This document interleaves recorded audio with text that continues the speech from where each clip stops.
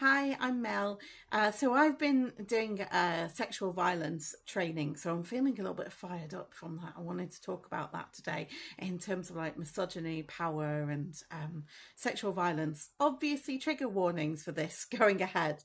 So if you don't know who I am, I'm Mel Chivuka. I'm a counsellor in private practice, and I have specialist areas and interests in eating disorders, but also sexual abuse and domestic abuse. I work with survivors and I work with perpetrators and offenders predominantly. So this doesn't make me an expert in this at all, and this is very much opinion based today as well, because I'm going to be talking about misogyny and the Manosphere and things as well. I've talked on these topics before, and also I'm very interested in things like in the media and celebrities when they hold a lot of power and can get away with probably quite a lot of things. So I'm coming at this today more from an opinion-based thing rather than professional, but it kind of, it kind of overlaps because this is the work that I do, and I look at things in a very sort of wider social context, and I feel like the prevention work and the socio-cultural side of it is an important part. This is my values, and this is what I very passionately believe in. So doing this training has really lit a fire in me today. So this is a bit fast and a bit ranty. I'll try and remember to breathe as I go through. So, okay. Well, where to start? I will put a link to the training below if anyone's interested in it, because it's really great. The facilitators were really passionate, and everybody in the group sort of was as well. They all seem to be working in this sort of area. So understanding how much misogyny and media portrayals and things are really underpinning a lot of the continuation of sexual violence, and that there needs to be a cultural change, really. I always think there's great services that help people pull people out of abusive situations and help people heal from that. Probably not enough funding, to be honest, and funding and resources, if we're honest about that, but we try our best. But it's kind of firefighting, isn't it, if we're just helping people once they've been abused. What we really need to be doing is, for me, the reason I do work with perpetrators and offenders is because it's part of the prevention of it as well. I want to be able to help people if they can, if they want to be helped. There are people who want to change their behaviours and understand themselves more. And also a lot of perpetrators and offenders sometimes have been through trauma, and they're also victims themselves as well. So there can be an overlap there. And many of them want to understand their past better so that they're not harming other people as well.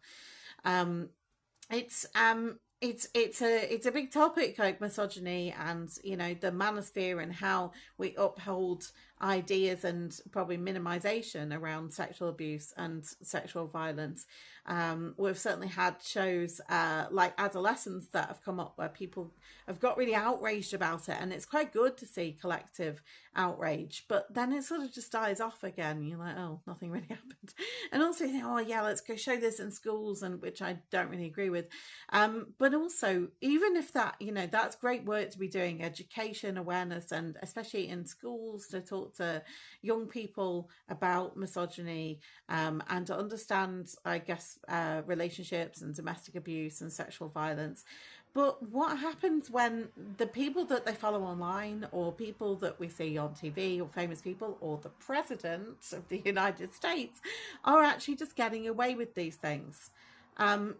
They're not seeing it modelled so that anyone comes to justice. So this week we've finally had Andrew Tate and his brother Tristan have finally been arrested, and I'm really pleased to see that, but I really hope that something comes from it this time. I can't quite wrap my head around how they've got away with things for so long when there is so much trafficking, exploitation, rape, now child sexual abuse imagery as well. There is so much on both of them. I just, I don't know. I say I don't know. I do know that they are protected by other powerful men. I think probably Trump is protecting them as well, because he is also a perpetrator himself. In my view, he also has allegations against him as well. And it's almost like if there is no justice brought to them, then people will say, well, it's only allegations. It's not true then.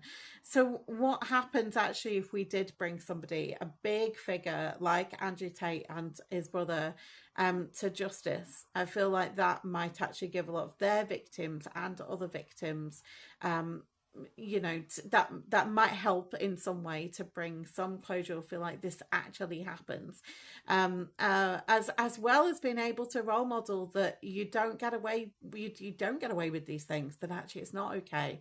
Andrew Tate tells on himself more than I've ever seen anyone. If you've seen any snippets of his video, he is literally teaching other men how to exploit women. He teaches other men how to abuse women. The evidence is all there because he's literally filmed it himself, telling everybody how to do this. He is the most in plain sight person that I've ever known, and he's so powerful because of that, because he can just get away with it. And there's so many people that have got away with things. We see so many people in the film and TV industry that just their careers are fine. They get more awards. They keep writing films, directing films. They keep being, there's this whole narrative around them losing work or them being cancelled, but they're not. Even when people are cancelled, then they go on a podcast to talk about it, about how they've been silenced on a big podcast, or they just pivot their audience like Russell Brand has done, to people who actually support him, which might be more like far right people, or in misogynistic movements, or in the Manosphere, where people are going to help him and protect him. And the more that this grows, the more that these people are protected in our society.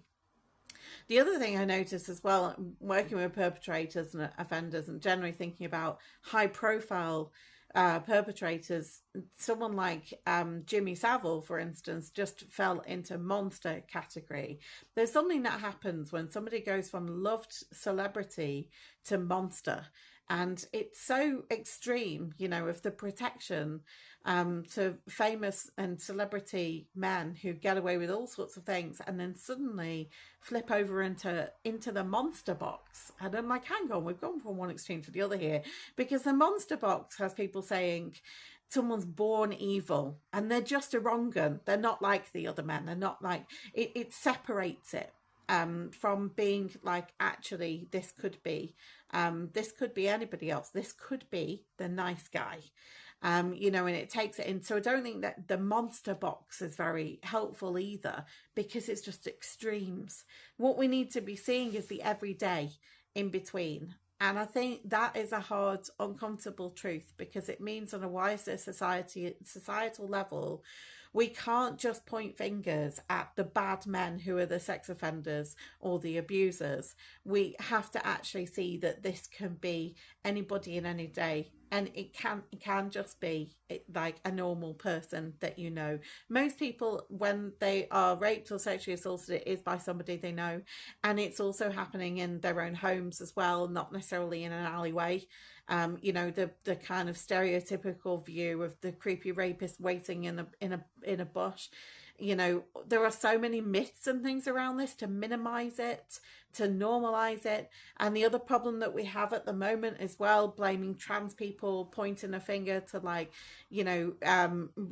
they're just doing this to gain access to women's bathrooms. We do not have a problem. We don't see this everywhere of women just being abused in bathrooms. We don't see that at all. People are abused in their own homes, normally by a partner or an ex-partner or someone they know or a family member. And it means that we have to, that makes it an uncomfortable truth, because we can't just point fingers at the bad men. Having said that, this is where the whole not all men thing comes in, right? If you're a man and you are not one of them men, you don't need to use a defensive. You don't need to be defensive and be like, well, it's not all men. If you're not one of them, you don't need to say that. That's fine. Then just, come and speak out against it, or learn more about it, or help in some way. We need men on board to be able to help this as well. The training that I did, no men. Not a surprise at all. So many trainings that I've done in this field and in domestic abuse, there's never any men there. There's hardly any men. We need men on those trainings. We need men to be able to understand and to be able to help everybody. And I know it's not just men that are perpetrators, like other people of other genders can be perpetrators too, but there is always just a distinct lack of men using their voices in this as well. We don't need people to say not all men. It's not helpful. We need to be able to have these kind of conversations. We're not blaming men. We're looking to be able to help and prevent. We want to be able to prevent sexual violence from happening, and we need men and people on board to be able to do that. And I know it's difficult work, but I'm very passionate about it, and I know that other people are as well. And I'm very pleased to be in spaces around others who are passionate about this work, because it gives me more hope as well. When we see big, powerful people, sometimes, well, for me, I can feel quite powerless really in it. So it's good to be back, to be in a community again where I can be like, oh, so many other people really care about this and are doing really, really great work. So that's what we need to do. Try and end on a slightly more positive note there. Thanks so much for listening to my ramble rant. I don't do scripted videos, I just ramble a bit. So if you made it this far, thank you so much for listening. Take care. Bye.